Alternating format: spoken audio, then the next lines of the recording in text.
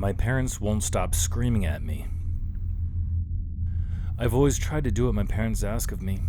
I keep my elbows off the table and don't speak with food in my mouth. I study hard at school and avoid conflicts when they arise. They would rarely ever raise their voices at me. Just that one time I broke Aunt Esther's expensive vase, and the other time I ran out on the road to get my ball.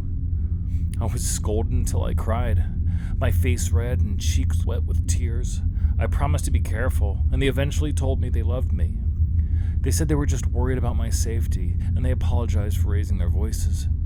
They kissed my forehead and told me it was fine. I promised to look both ways and to never cross without their permission. I not only promised, but I followed through, making sure the road was clear before I crossed the street to play in the park. I did everything that was asked, but one day, a car appeared out of nowhere. It was going too fast to stop, despite the screeching tires as the driver slammed down the brakes. My parents wept as they looked down at me. Dad turned his head to puke. I tried to tell them that I was okay, but they kept crying, and Mom kept screaming, "My baby! They killed my baby!"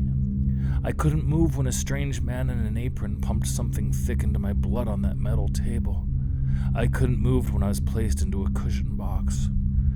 I couldn't move when everyone gathered around to talk about me at church, and then they lowered me into the ground. After the lid was closed and the dirt thumped on the box's lid, I could still hear my parents from up above.